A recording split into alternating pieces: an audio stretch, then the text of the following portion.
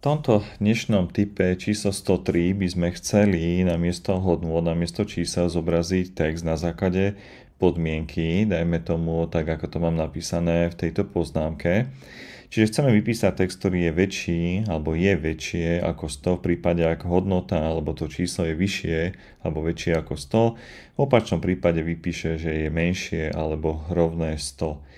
No a teraz vás určite napadá použiť funkciu if, čo je tiež správne riešenie, akorát funkcia if musí byť vložená do nejakého ďalšieho slobca alebo proste do iných buniek, aby sme zachovali tie pôvodné hodnoty, na základe ktorých budeme vlastne hodnotiť. Ale tu by sme si to ukázali trošku ináč. A to ináč myslím tak, že použijeme vlastný formát, čiže ja označím tieto údaje, tieto hodnoty, pravým tlačidlom prejdem do formátovať bunky, prejdem na vlastné a vo vlastných, trošku si to posuniem, napíšem niečo takéto, čiže dám, že hranatá zátvorka, napíšem tam podmienku, čiže podmienka bude v hranatých zátvorkách, je väčšie ako 100, dokončím hranatú zátvorku a rovno za týmto napíšem do úvodzoviek, pretože text, ktorý chcem vypísať, by mal byť vždy v úvodzovkách, to tak v Exceli funguje.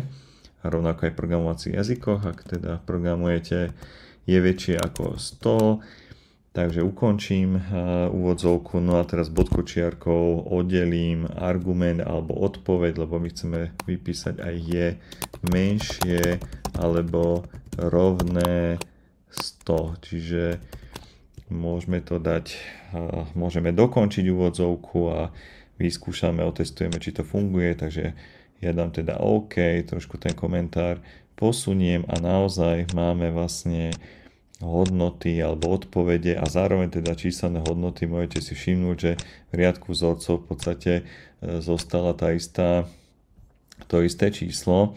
A ja môžem spraviť pokus, že by som normálne prepísal, dal by som sem napríklad, že číslo 5, potvrdím Enter, no a máme tu naozaj text, ktorý sa automaticky preklopil. Dám tam napríklad 200 a automaticky to preklopí na tú správnu odpoveď.